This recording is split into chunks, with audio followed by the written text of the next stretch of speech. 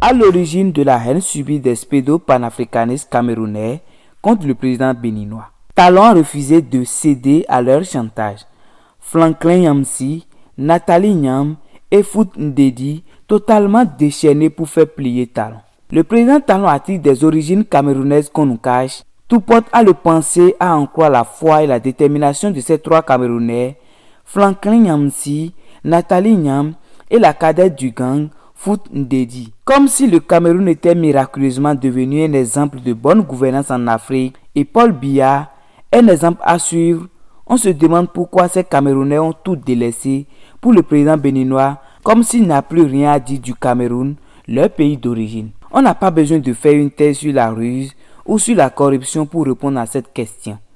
Nathalie Nyam, Franklin Nyamsi et Foot Ndedi sont bien au fait de la générosité circonstancielle du président togolais pour tout ce qui peut pousser le président Talon à tourner le dos à sa foi de faire de son pays le prochain dragon de l'Afrique occidentale au profit des querelles de clochers. Le président Talon pour le Togolais devrait faire une fixation sur ces trois individus. Ceci, à défaut de gagner un bon procès contre ces salariés de la version tronquée du noble panafricanisme prôné par les anciens présidents, s'éloigner de son objectif pour le Bénin. Mais c'est mal connaître le style du président béninois. Il ne cède pas au chantage et sait rester focus sur son PAG, n'en déplaise à ceux qui ne font rien pour leur pays et qui s'y collent tel des Tcheko. Car du président Faure Gnassingbé qui vient de s'inventer une formule du style coréen Pyongyang pour rester à vie au pouvoir. Mais puisqu'il est l'un de leurs plus gros bailleurs pour ce panafricanisme factice, ces trois mousquetaires de l'argent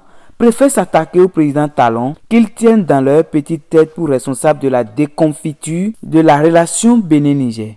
C'est justement dans le droit fil de ce projet de déstabilisation de Cotonou au profit de Niamey, avec Lomé en arrière-plan, que le professeur viré des écoles de Rouen en France, Franklin Nyamsi, est allé déterrer l'autre symbole de la corruption sous le président Kérékou, Martin Rodriguez. En effet, il y a une semaine, c'est avec les ragots de Martin Rodriguez que Franklin Nyamsi a fondé toute cette diatribe contre le président béninois en le traitant de tous les épithètes.